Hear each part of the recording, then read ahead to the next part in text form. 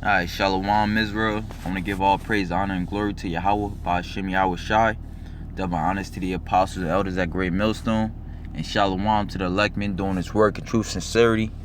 This is Ecclesiasticus 5 and 10. It says, "Be steadfast in thy understanding, and let thy word be the same." And right, this not only applies, when you out there on the highways and byways reproving Israel, but for yourself, more importantly, what on your daily strolls, man. And what I mean by that is from a day to day, demons might play in your head, they might fuck with you, trying to give you counsel. But what, you gotta lean upon the counsel of the Lord, man. And it says, well, actually, I'm gonna just hold it right there. And a good example is in the book of Job, man. Because you know anything about the book of Job, when Job was going through much grief, well, first his woman, and then his so-called 3 friends, man. They was trying to give him counsel, but now the Lord, man. But what? Job still remained steadfast in his understanding. He let his word be the same. All right, now let me get Job 2 and 9. Then said his wife unto him, "Dost thou still retain thy integrity? Curse the Most High and die, man." And it says, but he said unto her, "Thou speakest as one of the foolish women speaketh. What?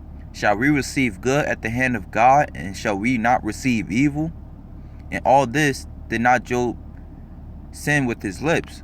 So Job was like, look, man, I'm going to serve the Most High whether I'm up on top, whether I'm a base, or whether I'm a bound, man. Like Paul said. That's what Job was basically saying. Shall we not receive good at the hand of the Most High and not evil? So, his wife, being a woman, being weak, she was saying that, curse the Most High and die because we're going through all this hell. But when everything was going good, she wasn't saying that. Alright, but then I'm going to read on. It says, now when Job's 3 friends heard of all this evil that was come upon him, they came every one from his own place, Eliphaz the Temanite, and Bildad the Shuhite, and Zophar the Naamathite, for they had made an appointment together to come to mourn with him and to comfort him. So right at this point, Job, at this point right here, when Job is going through much grief, well, I was going to get into it. I'm not going to speak too much. And it says, I'm going to skip down to 13. And it says, so they sat down with him upon the ground 7 days and 7 nights. And none spake a word unto him, for they saw that his grief was very great. So you got to remember, man, Job's grief was very great. He lost his kids, he lost his cattle, he lost everything, man. So his grief was very great. And when you're in much grief, well, your defense is kind of down, But that's what made Job so great, because he never, when all the hell he was going through, his 3 friends was counseling him, his wife was counseling him, which you could also apply that to what, your conscience beating at you. You're not a man of the Lord. Just go off. You know what I mean? Just doing your own thing, man. Thinking fleshly, man. But what?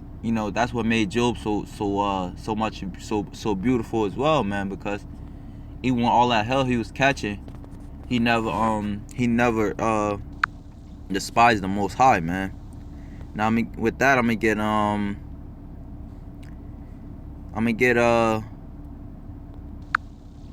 Job 13 and 15, because this is in the middle of the Job, when Job was going through all that counsel, man. He was mad as hell. And that also goes to show, you get many lessons out of the story, but that also goes to show that you can't counsel with a 2/3, man. You gotta counsel the Lord, man. So I'm gonna read this. It says, though he slay me, yet will I trust in him, but I will maintain my own ways before him. So right, another example of how Job, allow his words to remain the same, man. He said, though he slay me, yet will I trust in him. So with all the BS he was hearing, basically he let it go in one ear and out the other, man. But he still maintained his integrity. He let his strength, he let his words stay the same, man. It says, he also shall be my salvation, for an hypocrite shall not come before him. So right, Job understood that, man.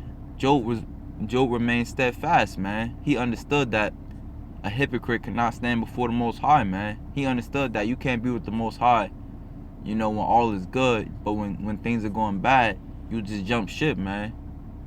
Job understood that, and that's what made Job, you know, a great man, man.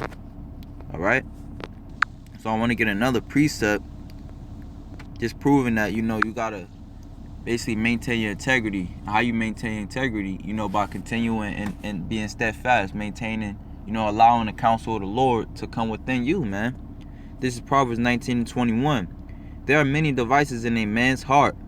Nevertheless, the counsel of the Lord that shall stand. All right. Going back into Job 13:16, man, about being a hypocrite, man. That will not stand, but you know, the counsel of the Lord, that will stand. So what? When you read throughout the story too, man, Job always, you know, called and prayed upon the Most High, man.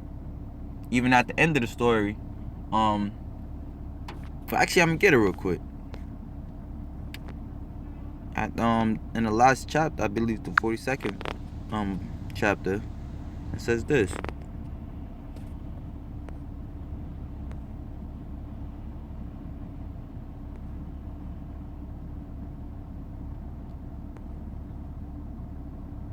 It says, then Job answered the Lord and said, this is Job 42:1. I know that thou canst do everything, and that no thought can be withholden from thee. Who is he that hideth counsel without knowledge? Therefore have I uttered that I understood not, things too wonderful for me which I knew not. Here I beseech thee, and I will speak, and I will demand of thee, and declare thou unto me. So right, just going to show you that everything that Job went through, he always asked to the Most High, man. He always, you know, remember his foundation. All right. He always remember his foundation, man, no matter what. And then, you know, in the same chapter, also, the Lord told Job. Wait, I think, okay, Salakia. I'm gonna actually get it. And it was so that after the Lord had spoke these words to Job, the Lord said to Eliphaz the Temanite, my wrath is kindled against thee and against thy two friends, but ye have not spoken of me the thing that is right, and my servant, as my servant Job hath.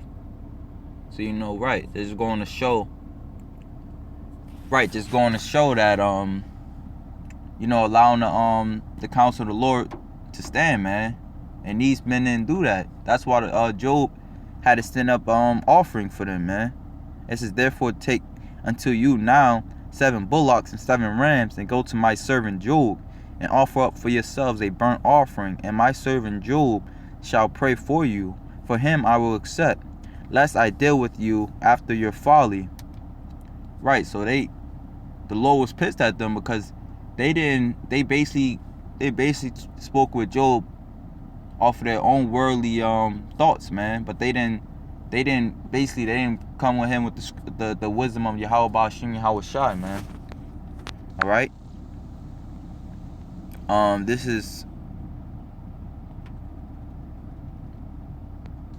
I'm gonna go back to actually Sirach 5:10. Be steadfast in thy understanding, and let thy word be the same. Be swift to hear, and let thy life be sincere, and with patience give answer. And right, so you know, we gotta, with that, man, you just think of the story of Job, man. He let his life be sincere, you know, because what, and all that he was going through, what he always sought counsel of the Most High, man. And it says, and with patience give answer. And that's shown, you know, with patience, you know, with that sufferings, he gave answer, man. Because you seen that in Job, the 42nd chapter, that he basically let it be known that he didn't know anything, but he was still seeking the counsel of the Lord, and the Lord liked that, man. So you know, with that was all, man. Lord willing, brothers edified. Shalom.